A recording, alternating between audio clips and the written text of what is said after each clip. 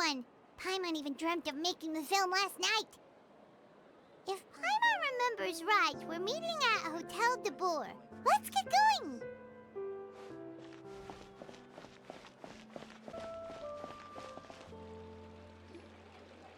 Ayaka! Yoimiya! You're already here! Good morning. Xavier said yesterday afternoon went well. Yeah, and how about you, Ayaka? What were you up to yesterday? After we split up, Ayato went to see Udex Nervillette at the Palais Mermonia. I was originally thinking of going with him, but he said he could manage it himself. He told me to go see the sights around Fontaine and to enjoy the local culture. So I rode the aqua bus with Yoimiya and visited the opera house on Aranias Island. Yeah, you wouldn't believe what we saw there! 2 mechanical puppets that were dancing together! You've already seen them, right? Yeah, those two! Amazing, aren't they? We sat and watched for quite a while. It was mesmerizing, like we could keep watching them forever. Oh, it was the same for us the first time we saw them, too! Afterwards, we went swimming at the beach! Well, diving, to be exact. It was the first time I ever breathed underwater! I held Ayaka's hand and we counted down together. 3, 2, 1, and then splash! We were beneath the waves. At first, I didn't dare to open my mouth. But once I couldn't hold my breath any longer, I decided to take a big breath in. Turns out the water wasn't as salty as I imagined. It didn't really taste like anything at all. Before I knew it, I was breathing like normal down there. It was an amazing feeling. Ayaka said I was too nervous and needed to loosen my grip. She got used to everything way faster than I did. I knew that the Traveler could do it, so I had no doubt we could do it too. That helped me feel at ease as soon as we dove in. The underwater world in Fontaine truly is beautiful. I love seeing the Romaritime flowers blossoming underwater, like little candles lighting up the streets at night. Yeah, and there were so many creatures that we've never seen in Inazuma. Like those fish that shimmer like a sword blade. Whoosh! Oh, and those big fish that call when they see people. Ooh. Oh, you mean Hunter's Rays and Blubber Beasts! I just love the name Blubber Beast. Just wait till Pops and the others hear about this. They probably won't believe a word I say. Yoimiya was down there for quite a while. It was dark before we finally rode the aqua bus back to the city. I figured she'd want to sleep in today. Yeah, even I was worried that I wouldn't be able to get up. I still felt like I was drifting in the waves when I went to sleep last night. But as soon as I woke up today, I remembered that we'd all be shooting a film together, and I was ready to go! Speaking of the film, where's everybody else? My brother and Xavier were speaking to the restaurant owner about using the place as a filming location. They should be here soon. As for the others, We're here. Please excuse my tardiness. I just finished the Special Patrol's 6-mile morning jog. Wait, 6 miles? I'm so tired. I heard you all chatting, so I decided to come down. I sure could use some of that endless energy everyone else has. Good morning, everyone. Morning. Can someone fetch me a cup of coffee? More milk, hold the sugar. Sure, I'd be happy to do that for you. No, you can't go anywhere. Please, have a seat over here so I can get started on your makeup. The last thing I want is coffee stains on my costumes. I can get the coffee. It's the perfect job for an assistant.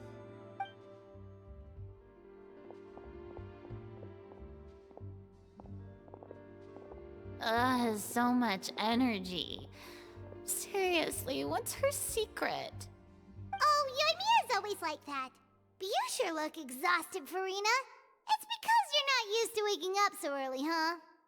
Of course not. I spent the whole night reading the novel from cover to cover. marking sections that either need to be omitted or adapted. Wow, Paimon didn't expect you to be so thorough. Well, I was the biggest star in all of Fontaine after all. It takes more than just a pretty face to earn a reputation like that. I know how to get serious when the situation calls for it. I went all out when I was acting as an Archon, so why wouldn't I do the same for my own life? Here's your coffee, Director Farina.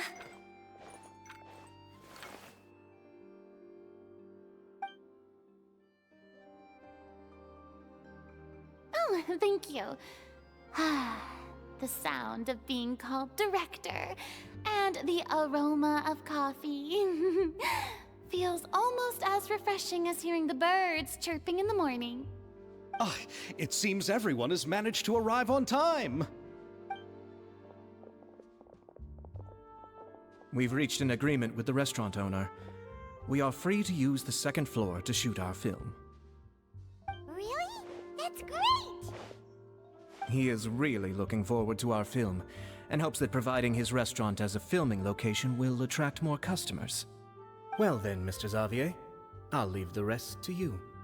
Okay, thanks. First, I'd like to introduce our new members.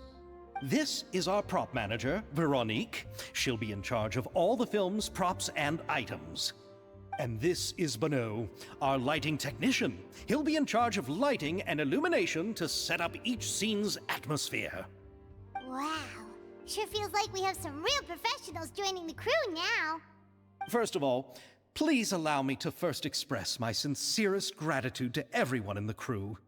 When my investor informed me yesterday that he wouldn't be able to provide the funds, I really thought that this was the nail in the coffin for this film. I had no idea that I'd find so many people willing to help me on such short notice. Thank you. Thank you all from the bottom of my heart. No need to be so cordial, Mr. Xavier. We're all honored to be a part of this. Your works made a profound impression on me when I saw them back in Inazuma. I am sure that someday, this film will be remembered as a prime example of cultural exchange between Fontaine and Inazuma. Yes, the story is the reason I agreed to join. I can't bear to even imagine what this film would look like without the very best director. Anyway, I would like to make a promise to everyone that as the producer of this film, I'll do whatever I can to ensure that everything goes as smoothly as possible. This is not just my film. It also embodies the thoughts and feelings of every person here, as well as the endless effort we are about to pour into it. So, without further ado, the Two Musketeers will officially begin filming now! You may take it from here, Director Farina. All right, listen up, everyone.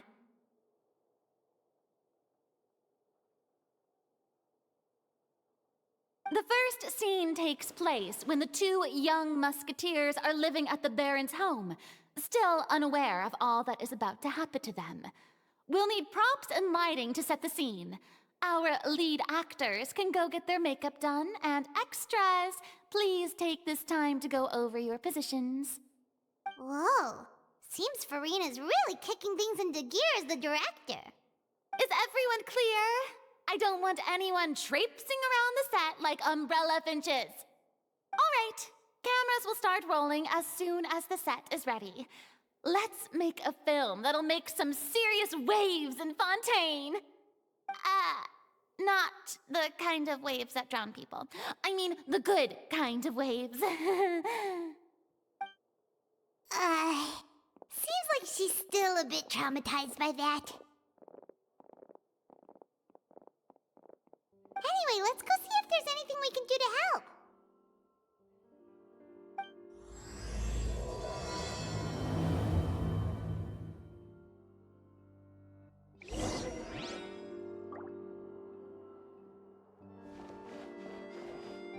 I don't need any help here.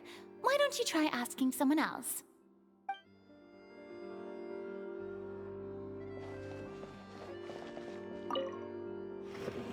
How here. A little more to the left. You got it. Hey, Ymia, do you need a hand? No, I'm fine. You know, doing the lighting is kind of like designing a fireworks show. It's interesting to imagine what kind of atmosphere the lights will create. I heard that the Traveler will be operating the camera and Paimon will be the clapper loader, right? Those roles are just perfect for the two of you. Really?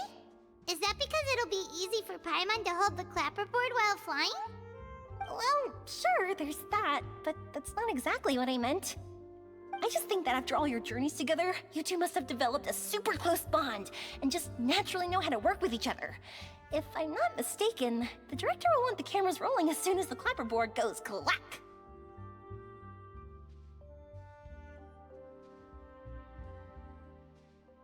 Oh, I see! It's amazing to see the magic behind filmmaking. Yumiya, we need lights over there, too. Oh, on it! I've got to get back to work. Chat with you later. Oh, it's exciting to see so many people working together to bring the film to life.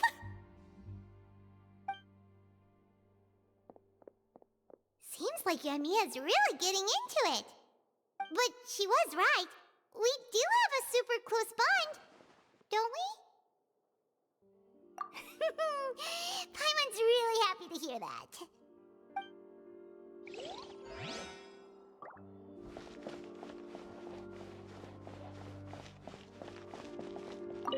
Ah, so this is what a musket looks like. Not exactly.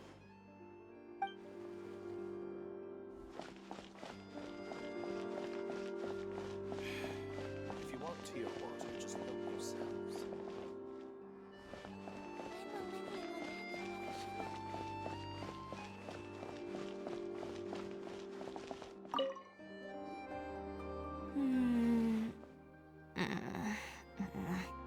Ayaka has mentioned you to me before. She said that you two were great friends when you were kids. No talking. I'm thinking about how to do your eyeshadow. Ah, yes. To help me really look the part. To achieve a more young and naive look for this scene. Are you saying the wrinkles around my eyes are too deep? You just have too much of a calculating look in your eyes. You sure don't mince your words. It seems you really haven't changed much. Quiet.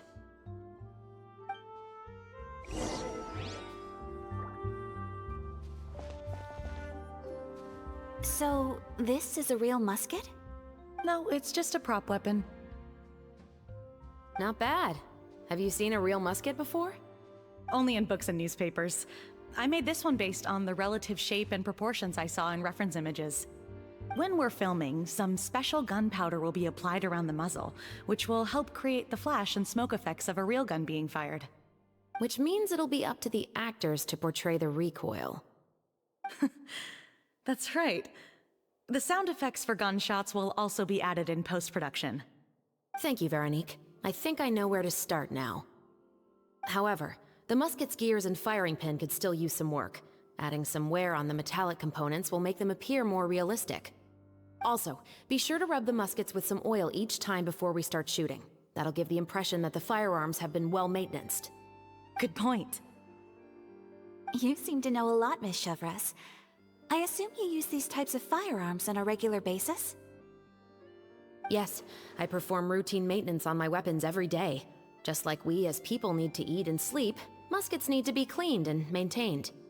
I also perform similar care for my sword every day, and familiarize myself with its shape and weight, to the point where it feels like a natural extension of my body.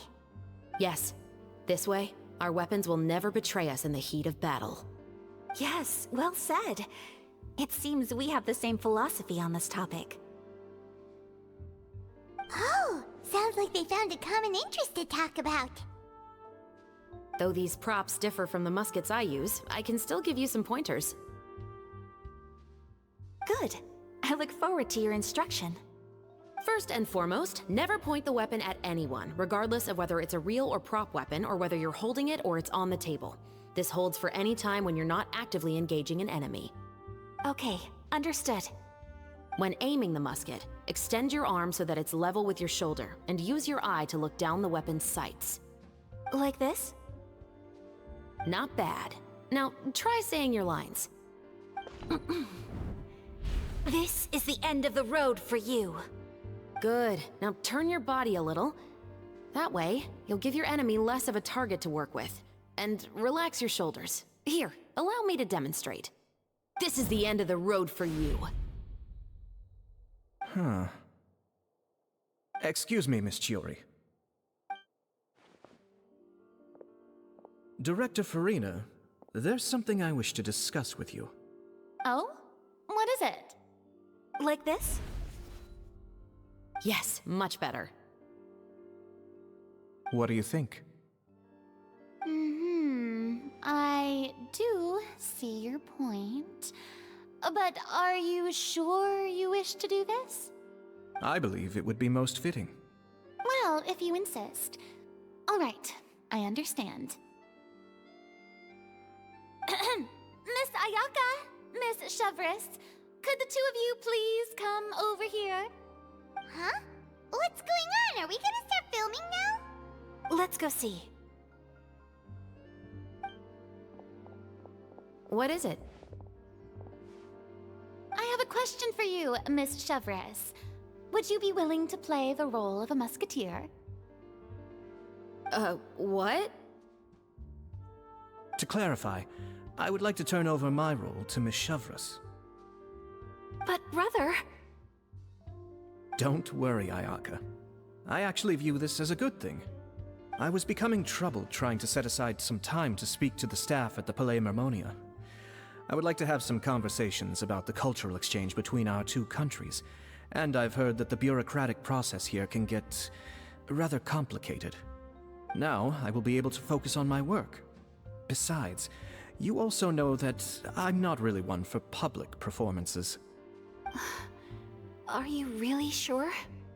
From a director's point of view, I also felt like the relationship between the two musketeers in the original story could be improved. The older brother in the story plays the lead role with his overbearing character, but this causes his character to overshadow that of his sister, and the theme of the two supporting and relying on each other isn't conveyed very well.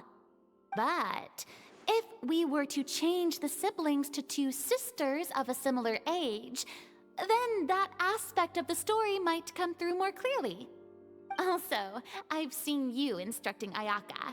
That cold and dignified personality is exactly what we need for the older musketeer. Of course, even with all these insights, the decision should still be made by Miss Chevres. Chevres mentioned that she really likes the story, right? Paimon bets that she'll take the role. All right, I'll take the role. Good. It's decided then. I'll get started on making edits to the script.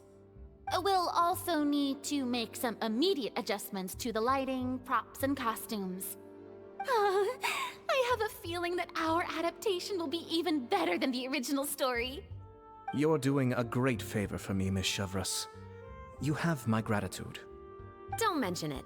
I like this character, so if anything, I should be the one thanking you. Well, since my brother is the one who brought up the idea, I suppose there's no need to worry. Let's go, Miss Chevres. I look forward to working with you. Please, just call me Chevres.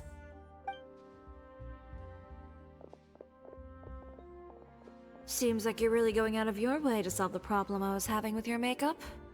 Surely you jest, Chiori. I assure you that I was mostly motivated by a desire to spend more time on formal business.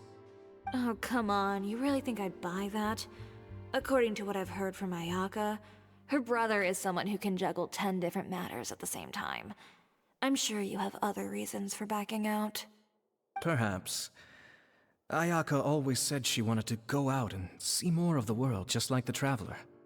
But I feel that she needs not only to see other nations, but also to make some different kinds of friends. I think it would be harder for her to make new connections with me constantly by her side. I would like to give her some space. Alright, go on. Spoil her some more. Ayaka too bad you're stepping down from the role. Paimon really wanted to see you act as a musketeer. No need to poke fun at me. I'd wager that you also felt that I wasn't the best candidate for the role. It's a little hard for Paimon to imagine you saying those lines. Yes, I've made an appointment to meet some people from the Palais Mermonia. Now, I will have some more time to prepare. Traveler, get the camera ready. Paimon, get the clapperboard. Actors, to your positions. We're about to start shooting the first scene. Go on now. And please take good care of Ayaka. Yep, don't worry. Thank you. I look forward to seeing the film when it's finished. All right, now that we're all here, let me help set the scene for everyone. The first scene takes place when our two main characters are still living at the Baron's estate. They've been ostracized and verbally abused by others in the household, but they still have no idea why. We want to capture how naive and innocent they are, despite their pain. Chevres will be playing the role of the older sister, Tulip, and Ayaka will be the younger sister, Iris. Be sure to get close-ups of the main characters at the right moment. Silence on the set! Lights! Camera! Action! Let's go! Tulip, Mother's been out for quite a while now. Perhaps she went to pick some flowers on the way home. You know how she loves flowers. Iris, Tulip, I'm home. Mother! You were out for so long, we were beginning to worry about you. I'm sorry, but I'm back now, safe and sound. Here, I brought your favorite treat, apple turnovers. Mother, what are those bruises on your hand?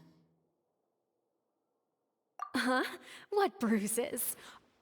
Oh, I must have bumped into something while I was working yesterday. But I didn't notice them this morning. Then perhaps they're from when I accidentally tripped when I was out just now. By the way, did you have fun playing at home? What's the matter, Iris? Well, we've realized that no one really wants to play with us. They even took Iris's doll and spat at us. And they even called us names. They said we were... Shh. It's all right. Don't worry. Girls, listen to me. It doesn't matter what anyone says. Don't listen to them. No one can define you with such words. You both have wonderful lives ahead of you. Just like your names. You will both blossom like beautiful flowers. Maybe your time to blossom hasn't quite come yet, but one day, you two will bloom more beautifully than anything else. Don't let the soil you're in now ruin your future beauty. Understand? My dear daughters. And cut! Not bad. The actors' emotions were all on point. Let's keep that take. Also, if our clapper loader could avoid shouting at the start of the scene next time. Oh, got it. Great. I was a little worried that my nerves would get the better of me. What about you, Chevres? I felt fine. The lines weren't too difficult at all. Seems like Farina must have adapted the role nicely. You two were great. I couldn't tell it was your first time acting in a film. You should have more confidence. Thank you for your encouragement. Positions, everyone! We'll move on to the next scene after we try a few more camera angles.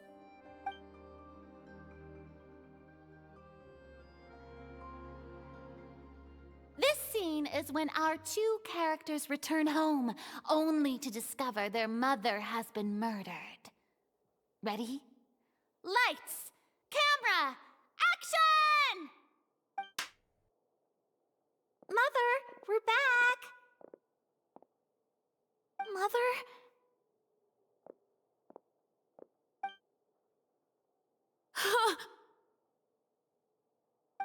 What's wrong, Tulip? Iris, stay away! Huh? Why? What's... Mother! Mother... She's... Huh? There's poison in this cup. Huh? I could have sworn I've seen this kind of cup before. Those aristocrats. They didn't even try to cover up their actions.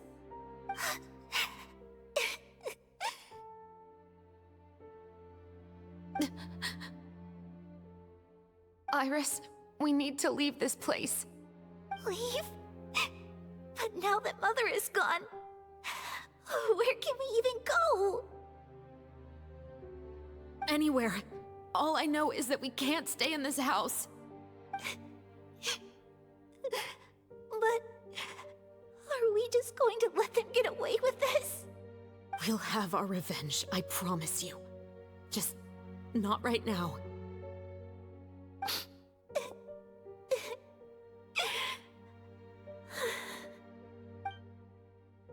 Come on, let's go.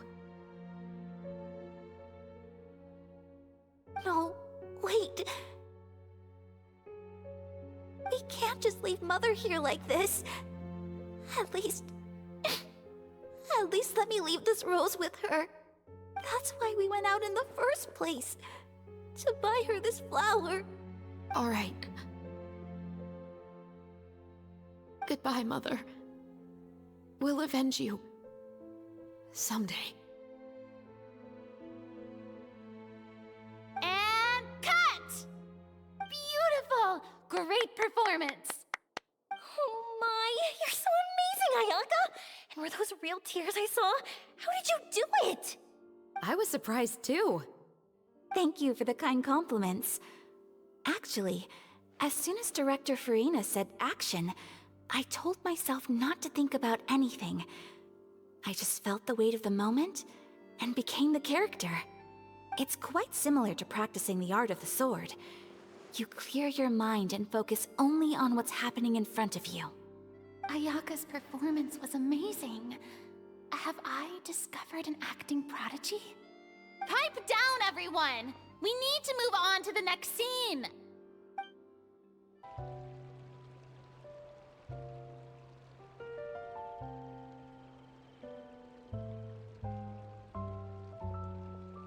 Huh? Are we done already? But Paimon wants to keep playing with the clapperboard. How do you feel, Traveler? Is your arm sore from holding the camera all day? Good work, you two. You too, Shivers. You were quite the actress today. I've read this novel many times before. I have a good grasp of my character's mindset. Anyway, do you remember my request from yesterday? Oh, right! We were having so much fun that Paimon nearly forgot! You have a case where the murders seem really similar to the cases in the novel, right? So, how are they similar exactly? In the story, the main characters grow up to become two musketeers, always using their guns to carry out their revenge. And on each of the victims, they place a rainbow rose as a signal that they've returned. Yes, that's correct. We found rainbow roses just like in the novel. Seems like you're connecting the dots now. Oh, that does sound pretty concerning. Especially after seeing the script today. Oh, now Paimon can't stop wondering what kind of ulterior motive the murderer might have. What do you think, Traveler? You're smart. Paimon wants to hear your thoughts. Good. On behalf of Fontaine's Special Security and Surveillance Patrol, thank you for your dedication to justice. There's no time to lose. We should start investigating right away. Follow me. Huh? Right now? Well, we just got done filming all day. Paimon's so tired. The most valuable intel always comes after nightfall. They are like small, remote islands in the middle of the sea. If you don't stay vigilant, you will pass right by them in the fog. That's how one of my favorite books always puts it, at least. So, where are we Let's start by checking out some workshops that sell mechanical components. If the culprit is making their own weapons, it's very likely that they'll visit those sort of places.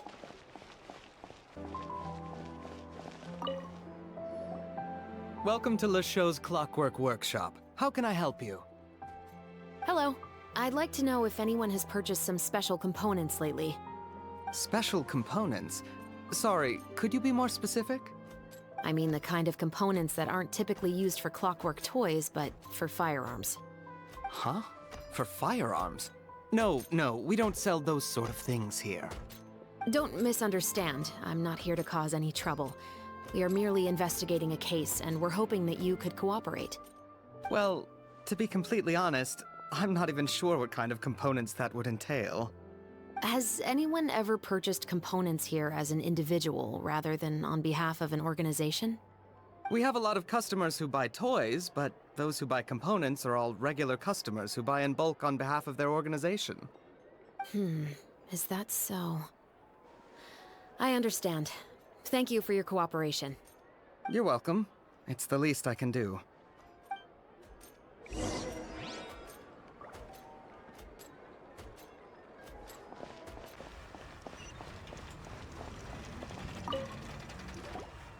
Oh, hey, Chevreuse. Run out of oil for your musket again? Hello, Estelle. I want to know if anyone has come to your shop recently to order some firearm components. Oh, is this another case? Let me think. I don't think so.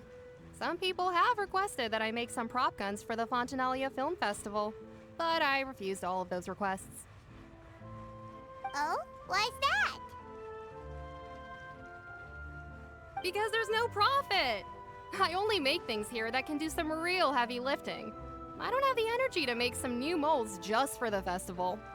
Then has anybody come specifically looking for mechanical components? Well, I usually sell off my scrap to the Fleuve Cendre. I don't typically give them to one specific person. I understand. Thanks for your cooperation. Don't mention it. Always happy to have the Musketeers' patronage. Seems like we haven't found any leads to go off yet. Yeah, unfortunately. All right, let's head to Fleuve Cendre next. Huh? Are you sure? People might not be so thrilled to see the captain of the special patrol there. You think so, huh? Then I guess you don't know. Huh? Know what? That I grew up in Fleuve Cendre.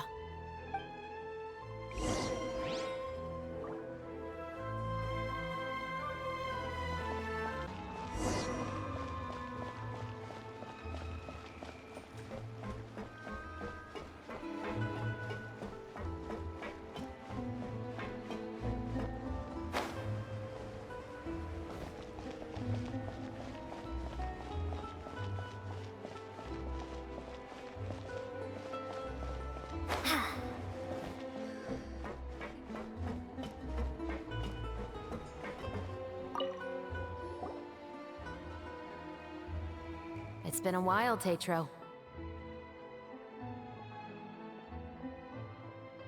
Please, just get on with your request.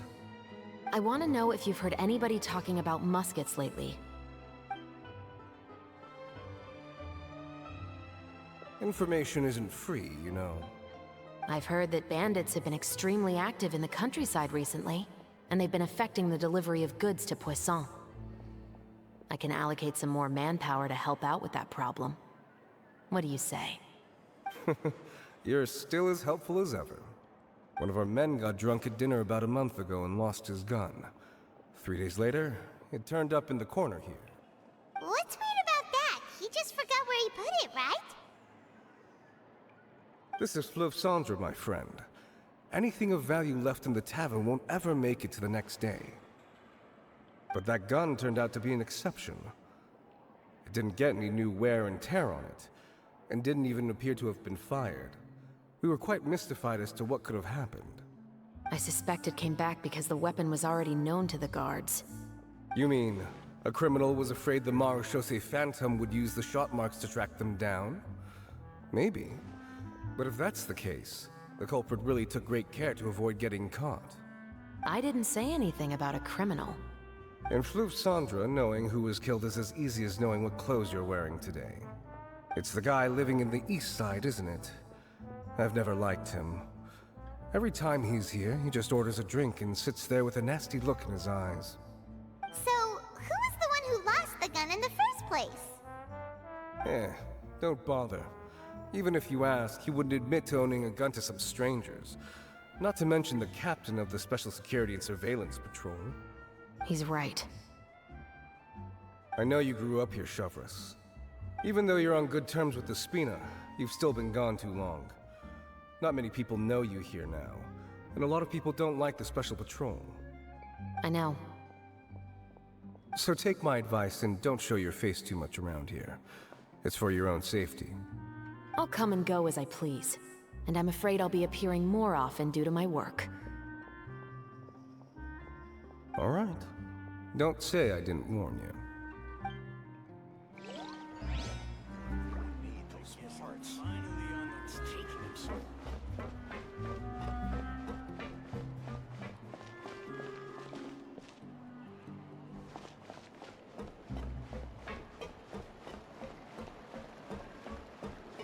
Whatever business you're in, you gotta keep up with the changing times.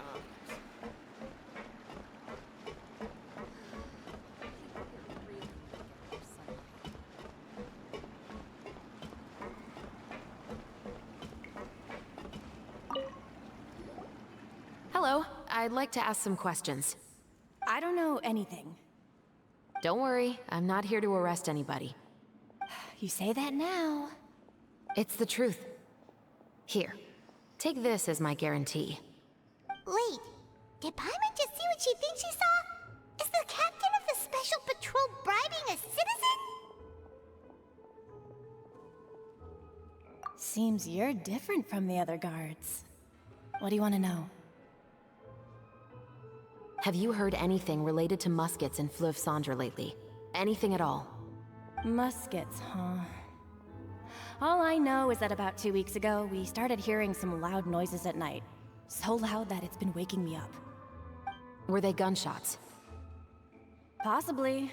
It's hard to tell around here. Someone's house collapsing, a pipe exploding somewhere, it's all the same. But the noises I'm talking about definitely happened after I fell asleep. Do you know where the noises were coming from? I don't remember clearly. Is it that you don't remember, or that you need to think about it some more? You tell me. Then please, think about it some more. She's giving her even more Mora! The noises came from the end of the Southern Waterway. I came out and had a look for myself and I wasn't sleeping well, but I didn't dare get too close. That's all I know. All right, I'll take your word for it. Thanks for the pat de fruits.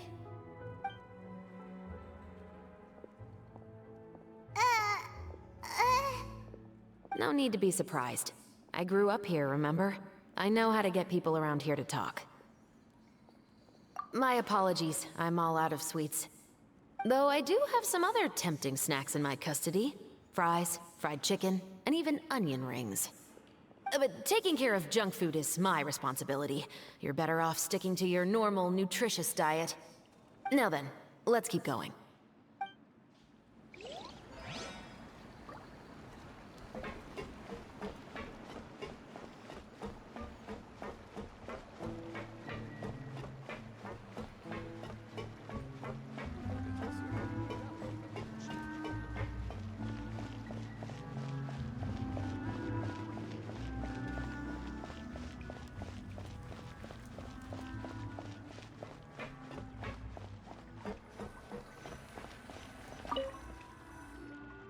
What's all this?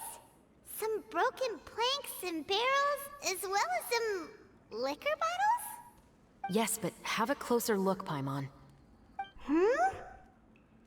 Even though somebody has purposefully tried to clean them up, these are obviously marks from musket bullets. In other words, someone was here trying to improve their shot. They were using the barrels and bottles for target practice. Could it have been the killer? Your guess is as good as mine. Although many people at Fleuve Cendra own guns, few hide the fact from others. And even fewer would go to such lengths to hide markings from practice shots. Anyway, let's go. There might be more to this.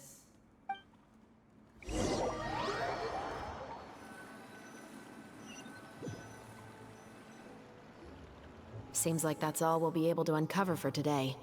Paimon feels like we managed to learn a lot more here than up on the surface. Yes. Assuming that everything we found is indeed connected to our suspect, then their timeline was probably something like this. A month ago, our suspect found a gun and took it home to disassemble it. Once he'd figured out its mechanics, he brought it back. In the following weeks, he used some parts to create his own makeshift musket, and took it to the Fleuve Cendra for target practice.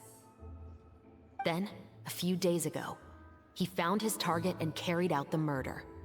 Once the deed was done, he left a rainbow rose on the body, just like the scene in the novel. That all makes sense to Paimon, but we're still no closer to figuring out the killer's identity! The deceased was a resident of Fleuve Cendra. It's said that he was a poor, solitary man. Yeah, that's also something I'm trying to figure out. If we are indeed following the novel, and there's a story behind the murder, then this murder should be an act of vengeance. But according to our investigation, the deceased didn't have any enemies. He was no saint, but no one's heard of a rival who hated him enough to shoot him dead.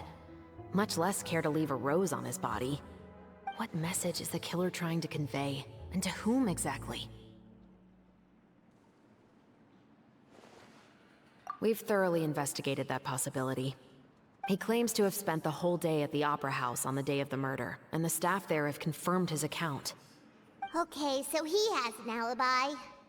Not only that, he lacks a credible motive as well. He has a family of his own, and both of his parents are still alive. I've looked into his records. He was adopted at the age of 6, and all the proper procedures were followed. There are also records of him at an orphanage before then. In the story, the mother of the 2 musketeers was murdered after the children turned 10. Of course, he could have changed the children's ages, but I don't want to assume anything without evidence. More importantly, I've also had a chat with him in person. He didn't seem like the kind of person who would pull the trigger to kill a man. Then, what should we do now? We have all this new information, but it doesn't help us move forward. Investigations take time. I didn't expect us to catch the culprit in just a single day. How about this? Let's spend the next few days filming with the crew. We can continue the investigation once we're done with the film. I'm sure that given time, new leads will present themselves. Wait, but weren't you saying Intel is like small, remote islands in the middle of the sea just a moment ago? Wouldn't you just miss them if you were to stop looking? Ah, but the book had more than one reference to the islands, Paimon. Oh? What else did it say then? As long as you spend enough time sailing through the fog, you'll eventually come across an island.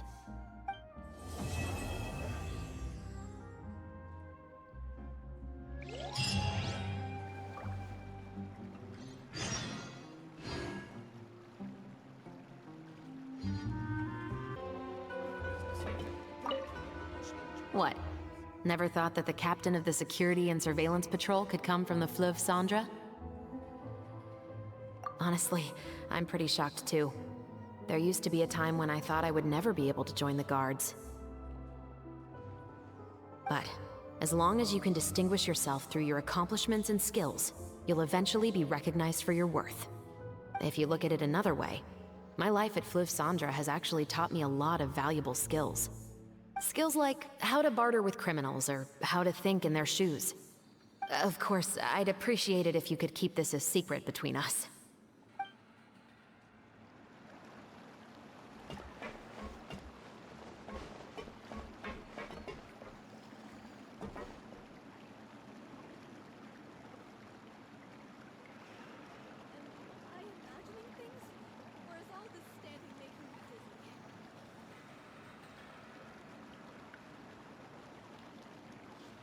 Whatever business you're in, you gotta keep up with the changing times.